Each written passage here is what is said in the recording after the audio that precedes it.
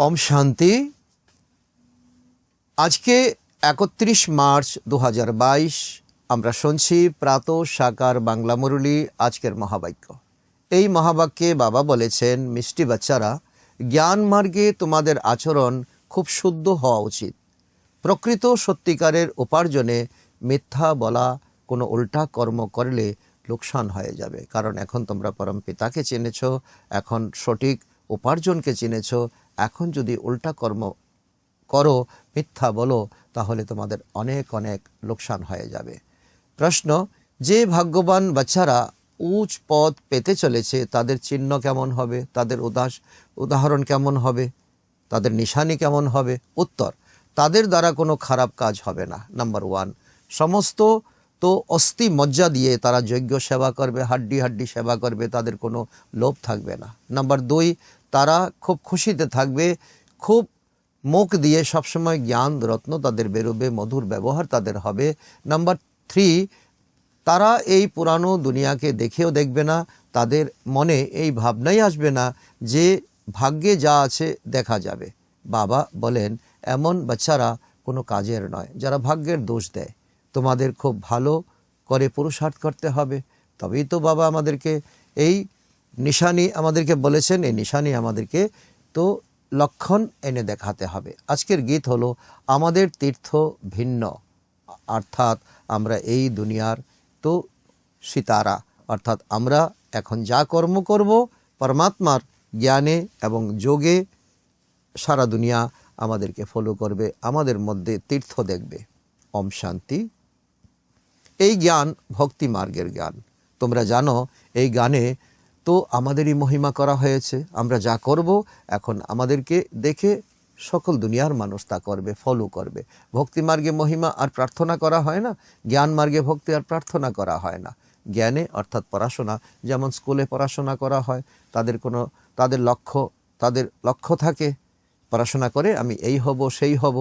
তো পড়াশোনায় তো একটা লক্ষ্য থাকে যে আমি এই পড়াশোনা করে এই ব্যবসা করব। কেউ আবার মনে করে যে লৌকিক পড়াশোনাতে তো অনেকের অনেক ধরনের এইম অবজেক্ট থাকে।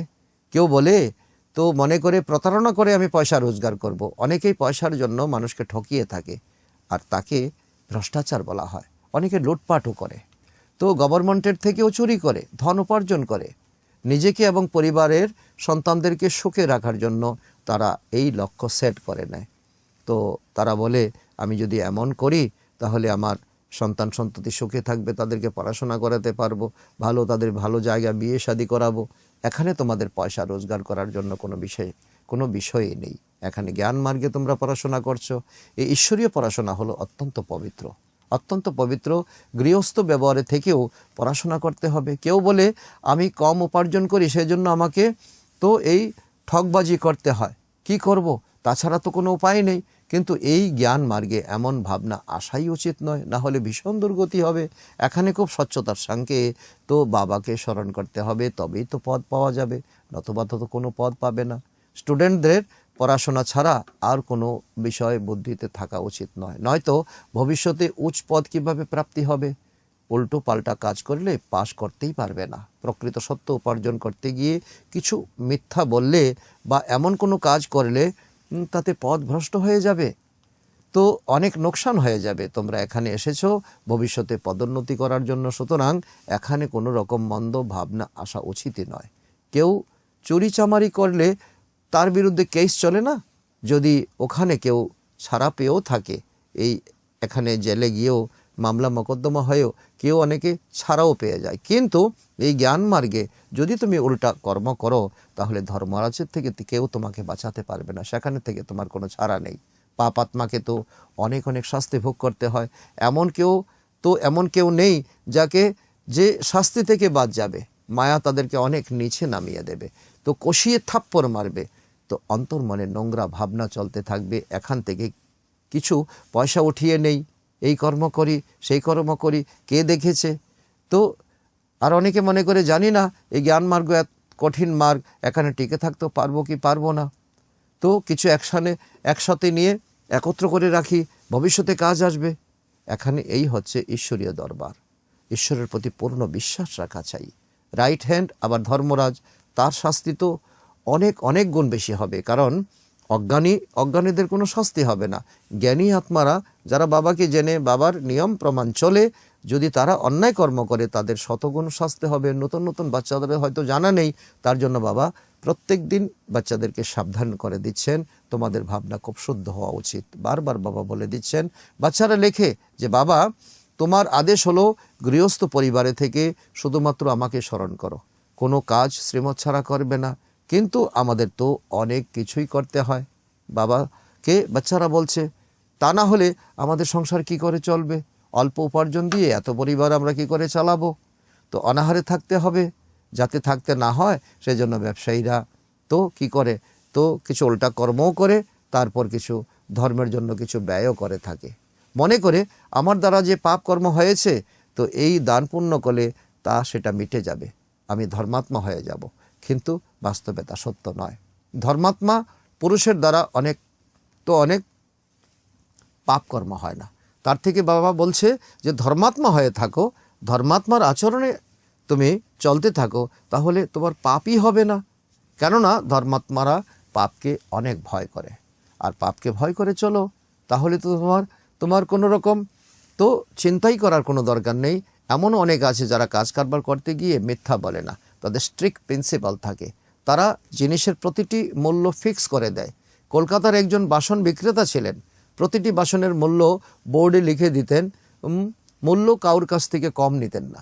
কেউ কেউ তো খুব মিথ্যা কথা বলে কাস্টমার থেকে ঠকায়। এখানে ঈশ্বরীয় জ্ঞানের পড়াশোনা তোমরা ভবিষ্যতে 21 জন্মের জন্য এই পড়াশোনা করে এখন করছো। তোমরা বাবাকে প্রতিটি ব্যাপারে সত্য বলতে হবে, কারণ এখানে সত্য শিখছো সত্য বাবার থেকে। এমন নয় যে পরমাত্মা সব কিছু জানেন। পরমাত্মা বলেন, না, আমি শুধু ডিরেকশন দিতে এসেছি, বসে বসে তোমাদের পাপকর্ম দেখব, তো এটা আমার কাজ নয়। আমার ডিরেকশন মতো চললে তোমরা উচ্চ পদ পাবে, আর না চললে তোমরা জাহান্নামে যাবে, অর্থাৎ নরকে যাবে। আমি তো বসে বসে দেখবো না যে তোমরা কি পাপ করেছো না পুণ্যকর্ম করেছো। যা কিছু করছো নিজের জন্য করছো, ভালো হলে নিজের ভালো হবে, মন্দ হলে নিজের মন্দ হবে। নিজেই পদ উন্নত করতে পারো, নিজেই পদ ভ্রষ্ট করতে পারো। কাগজও তোমার হাতে, কলমও তোমার হাতে। বলাও হয়ে থাকে পাপ আত্মা পুণ্য আত্মা। তাহলে যদি তুমি পুণ্য আত্মা হতে চাও তাহলে পাপ কর্ম বন্ধ করো। বাবা এসে পুণ্য আত্মা করে তোলেন বাচ্চাদেরকে। সুতরাং বাচ্চারা কোনো পাপ কর্ম তোমাদের করা উচিত নয়। বারবার বাবা আমাদেরকে একটি বিষয়ের উপর অনেক অনেক ধ্যান দিচ্ছেন। বাচ্চাদের জন্য তো পাপের শাস্তি শতগুণ বৃদ্ধি হয়ে যাবে, খুব ক্ষতি হয়ে যাবে। তাও বাবা আমাদেরকে নির্দেশ করে বলছেন, এমন ভাবনা আসা উচিত নয় যে দেখা যাবে, ভবিষ্যতে কি হবে দেখা যাবে, এখন তো করে নেই।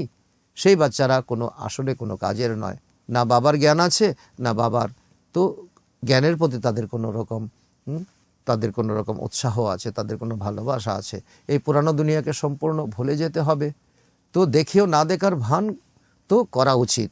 এই সময় যারা জ্ঞানিত আত্মা, বাবার জ্ঞানকে যারা প্রকৃতভাবে বুঝতে পেরেছে, আমরা এখন নাটক সম্পূর্ণ হতে চলেছে। 84 জন্ম আমার সম্পূর্ণ হয়ে গেছে, এখন খুশিতে ঘরে ফিরে যেতে হবে।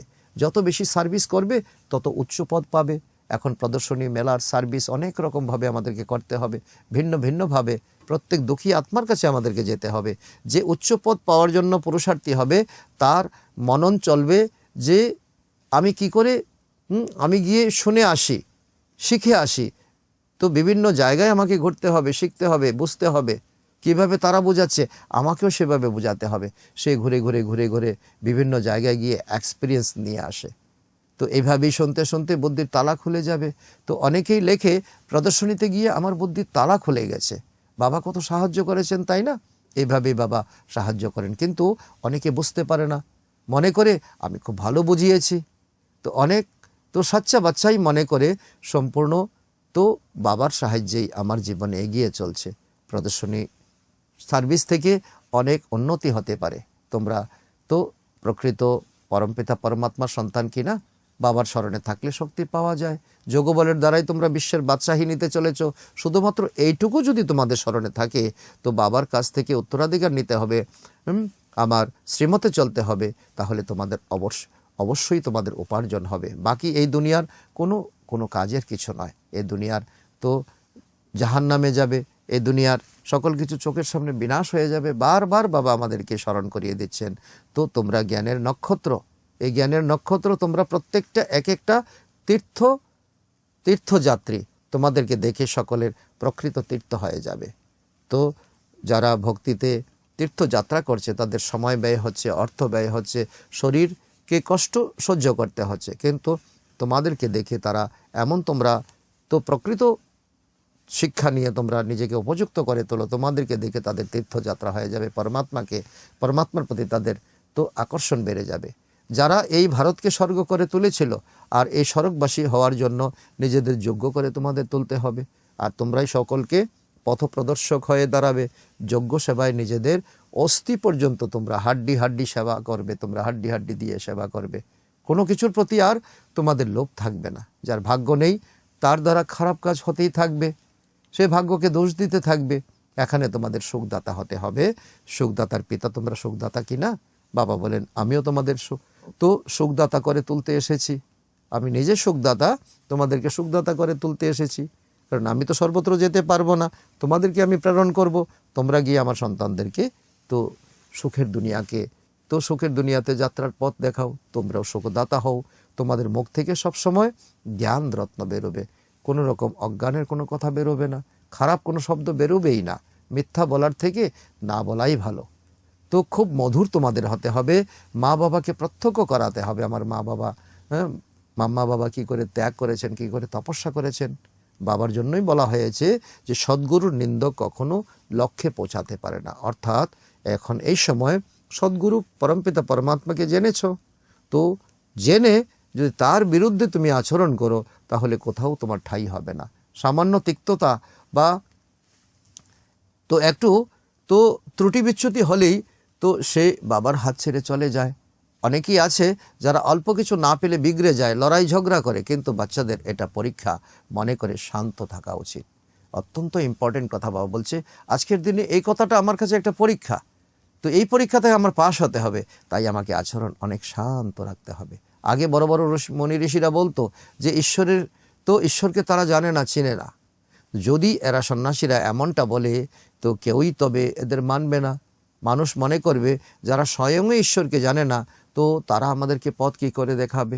আজকাল তো এক দুজনের অনেক গুরু আছে, অনেক গুরু আজকে দুনিয়াতে তৈরি হয়ে গেছে। হিন্দু নারীর কাছে তাদের প্রতি গুরু ঈশ্বর, এমনভাবে তাদেরকে শেখানো হয়, মন্ত্র তাদেরকে পড়ানো হয়। তো গুরু যখন হয় সদ্গতি দেবে, নতুবা পতিত করে তুলবে। তো কোনটা গুরু হলো? তো কারণ পত্নীকে তো পতিত করবেই, তো সে কি করে গুরু হতে পারে? তোমরা এখন জেনেছো যে যত স্বজনীরা আছে তাদের গুরু অথবা সাজন এক পরমপিতা পরমাত্মা। আমরা সকলে স্বজনী, মাতা পিতা বাপ দাদা সব কিছু এক তিনির মধ্যে সীমাবদ্ধ। সকল যত সম্বন্ধ আছে তার সঙ্গে আমাদের জোড়া উচিত। এরা তো পতির জন্য এই শব্দ ব্যবহার করে, পতি আমার গুরু, পতি আমার ঈশ্বর। তো এখানে এসব বিষয় কিছু নেই। বাবা বলছে এটা জ্ঞান মার্গ। এখানে পরমপিতা পরমাত্মা তোমাদেরকে পড়ান। আত্মা অতি সূক্ষ্ম, যার মধ্যে 84 জন্মের পার্ট নিহিত রয়েছে। পরমাত্মা অতি ছোট্ট, অতি সূক্ষ্ম, তার মধ্যে তো ড্রামাতে পার্ট নিহিত রয়েছে। মানুষ মনে করে পরমাত্মা সর্বশক্তিমান, তিনি সব কিছু করতে পারেন। পরমপিতা পরমাত্মা বলেন এমনটা নয়। তো ড্রামা অনুসারে আমার পার্ট আছে অবশ্যই।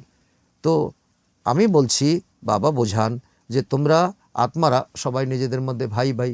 অনেক বড় শত্রু বাবা আমাদেরকে দিচ্ছেন। আত্মা নিজের ভাইদের শরীরকে কি করে খুন করবে? আজকাল যা তো পথে ঘাটে হচ্ছে। আমরা সবাই আত্মাদের বাবার কাছ থেকে উত্তরাধিকার নিতে হবে। এতটুকু সজাগতা আমাদের থাকতে হবে, সচেতনতা থাকতে হবে। পুরুষ হোক কিংবা মহিলা, তো এই দেহভান আমাদেরকে ছাড়তেই হবে, একেবারে ছাড়তে হবে। আমাদের বাবার মতো মিষ্টি হতে হবে। আমরাও তো শিব বাবার সন্তান। তো শিব বাবা যেমন আমাদেরকে সুখ দিচ্ছে, আমরাও তো আত্মাদেরকে সুখ দিতে পারি। আমরা সবাই ভাই ভাই, তাই না? সুতরাং নিজেদের মধ্যে কখনো লড়াই ঝগড়া মারামারি আমরা কেন করব? দেহি অভিমানী হয়ে থাকলে কখনো তো তোমরা লড়াই ঝগড়া করবে না। বাবা কি বলবেন যদি তোমরা লড়াই ঝগড়া করো? বাবা এত মিষ্টি আর তার সন্তানরা লড়াই করতে থাকে, অত্যন্ত লজ্জাস্কর ব্যাপার। এই সময় মানুষের মধ্যে আত্মা সম্পর্কে জ্ঞান নেই বলেই চলে। আমরা আত্মারা পরমাত্মার সন্তান কেন লড়াই করব? মানুষ তো শুধু এমন কথাই বলে থাকে। তো তোমরা তো প্র্যাকটিক্যালি জানো, তাই না? বাবা বলেন দেহ অভিমান ত্যাগ করো। আমরা আত্মা, এখন ফিরে যেতে হবে ঘরে। শুধুমাত্র এই উদ্যোগ থাকতে হবে, সম্পূর্ণরূপে পুরুষার্থ করতে হবে, বাবার মতো মিষ্টি লাভলিন অবশ্যই হতে হবে। তবেই বাবা সুপুত্র বলবেন কত লাভলি হয়ে গেছো তোমরা, আমার প্রকৃত সন্তান তোমরা, মিষ্টি সন্তান তোমরা।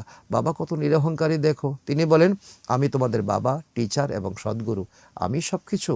অর্ধকল্প ধরে তো তোমরা আমাকে স্মরণ করে এসেছো, বাবা এসো। তো ড্রামাতে আমার নির্ধারিত পার্ট রয়েছে, সময় না হলে তো আমি আসতে পারি না। প্রথমে ঘড়িও ছিল না, মানুষ বালির মধ্য দিয়ে সময় দেখত। সায়েন্সের মাধ্যমে যা কিছু তৈরি হচ্ছে তোমাদের জন্য ভবিষ্যতে, অর্থাৎ সত্যযুগে তোমাদের কাজে লাগবে। এই সায়েন্টিস্টরা কোনো জ্ঞান নেবে না, কিন্তু ওদের আত্মা প্রজার অংশ নেবে। তারা প্রজা হয়ে তোমাদেরকে সুখ সুবিধা দেবে, তারা তোমাদের জন্য প্রাসাদ নির্মাণ করবে, আর তোমরা রাজা হয়ে অর্ডার করবে। সুতরাং এরা হারিয়ে যাবে না, এরা অতি চতুর হয়ে উঠছে, বিজ্ঞান অত্যন্ত সুপার হয়ে উঠছে। এই সুপার এখন তোমাদের কাজে আসবে। চাঁদে যাওয়া ইত্যাদি তো এসব চরম লক্ষণ। তো যখনই চরম লক্ষণ হয় তখনই তো বিনাশ। সায়েন্সের এখন দুঃখের কারণ হয়ে গেছে। তো সায়েন্স এখন অনেক অ্যাক্সিডেন্ট হচ্ছে, অনেক দুঃখ দিচ্ছে। তো ওইখানে সব জিনিস তোমাকে বিজ্ঞান সব সুখ দিয়ে থাকবে, এইসব সব কিছু অল্প সময়ের জন্য। তো যখন অতিরিক্ত হয়ে যায় তখন সব কিছু ধ্বংস হয়ে যাবে। এ কথা বাবা আগাম আমাদেরকে বলে দিচ্ছেন। বাকি সুখ তো তোমরাই ভোগ করবে। তোমরা মাম্মা বাবা বলো, অবশ্যই তোমাদের ফলো করা উচিত। মাম্মার ত্যাগ, মাম্মার তপস্যা, বাবার ত্যাগ, বাবার তপস্যা, তোমাদের মুখ দিয়ে সবসময় জ্ঞান রত্ন বের হওয়া উচিত। মানুষ বলে পাথরও গান গেয়েছিল। প্রথমে তোমরা তো পাথর বুদ্ধি ছিলে না, তো বাবা এসে তোমাদেরকে পাথর বুদ্ধি থেকে পারস বুদ্ধি বানিয়ে তুলেছেন।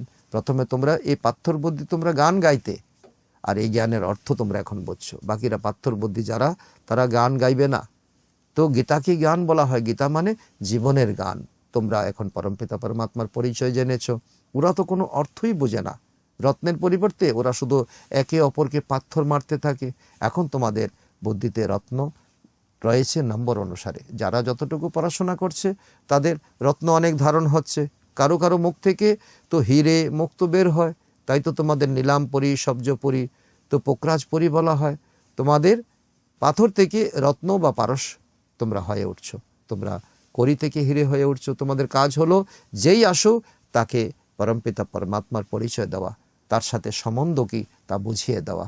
কারণ কোনো দুঃখী আত্মা যাতে তোমার কাছ থেকে তো পরমাত্মার দেওয়া শক্তি যাতে না নিয়ে যায়, এমন যাতে না হয়। যতক্ষণ পর্যন্ত সঠিকভাবে এর উত্তর লিখে দিতে না পারবে ততক্ষণ পর্যন্ত বাবার সাথে মিলন করার কোনো অর্থহীন।